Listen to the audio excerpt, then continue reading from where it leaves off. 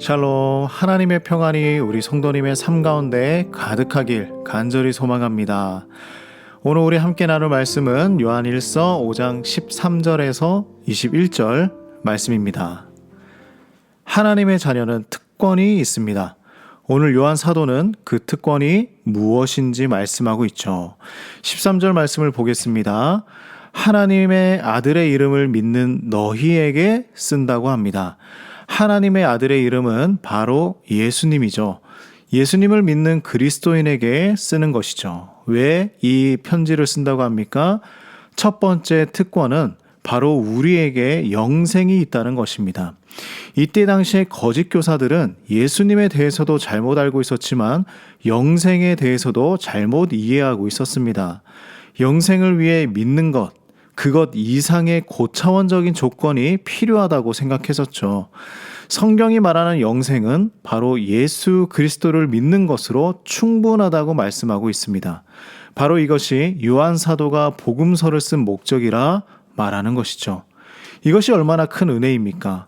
두 번째 특권은 14, 15절 말씀입니다.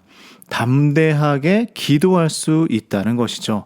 하나님의 자녀가 기도할 때 확신을 갖고 기도할 수 있다는 것입니다. 하나님의 뜻대로 기도할 때 하나님께서 들으신다는 확신이죠.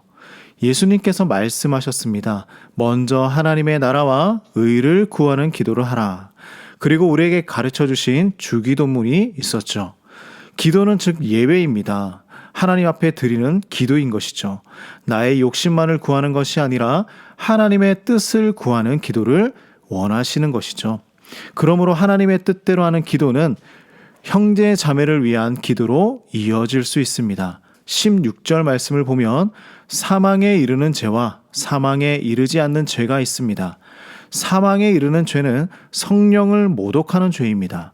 성령을 모독하는 죄는 성령을 통해 전해지는 복음을 끝까지 받아들이지 않는 것을 말합니다. 이 죄는 사망에 이르게 되는 것이죠. 더 나아가 이 요한 사도의 공동체를 무너뜨리고자 했던 사람들이 있었습니다.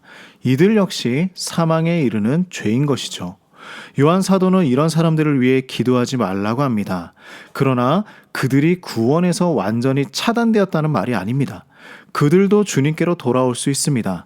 하지만 지금 여기에서 말씀하시는 것은 지금은 형제 자매를 위해 더 시급하게 기도해야 한다고 이야기하고 있는 것입니다. 지체를 향한 기도에 더 힘을 써야 한다는 것이죠. 우리의 형제 자매들이 죄에서 돌아서도록 기도하는 것입니다. 세 번째 특권은 18절 말씀처럼 하나님의 자녀는 범죄하지 않도록 하나님께서 지켜주신다는 것입니다. 이 말은 우리가 완전히 죄를 짓지 않는 완벽한 사람이라는 것을 말하는 것이 아니에요. 우리는 분명 죄를 짓습니다. 그러나 지속적으로 죄를 짓지 않는다는 것이죠. 예수님의 십자가 사랑을 아는 사람은 죄를 멀리할 수 있습니다. 악한 자로부터 우리를 지키시기 때문이죠.